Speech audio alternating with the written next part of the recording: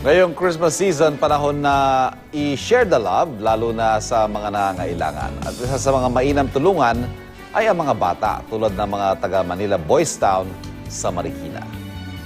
Ang hiling ko lang po ngayong Pasko makasama po ang aking pamilya at makasalo. Matagal ko na pong hindi nakikita ang nanay at tatay ko, pati po ang mga kapatid ko. Ang pangungulila ng mga batang ito sa kanilang mga magulang at kamag-anak, aming pupunan. Kaya, let's share the love ngayong Kapaskuhan.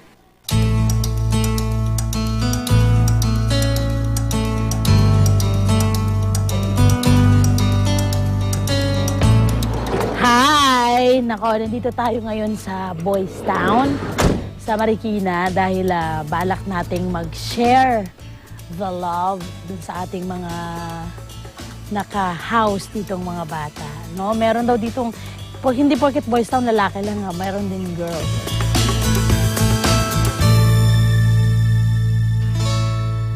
Hi! Hello! Ang cute nyo naman!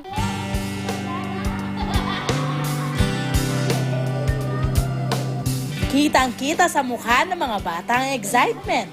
Pero bago ang lahat, bubusugin muna namin kayo, kids.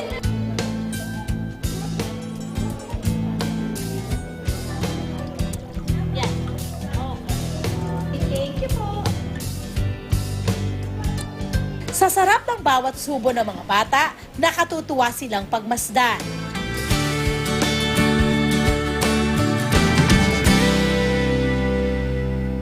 Okay, handa na ba kayo mag-games? Games kasi marami tayong gagawin, mga 100. Pagod na tayo.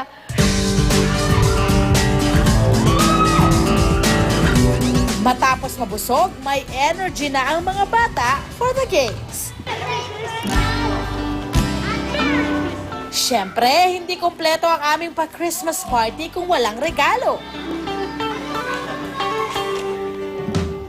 Ang Pasko ay araw-araw, ang Pasko ay para sa mga bata. Lagi naman yan, hindi pwedeng mawala. Kaya pag dumarating ang Pasko, kita mo naman, mga bata ang unang-unang nag-enjoy. Ang simpleng salo-salo at tatanggap na aginaldo. Dala ay ngiti sa labi ng mga bata ng Manila Boys Town na salat sa pagkalinga ng kanilang mga pamilya.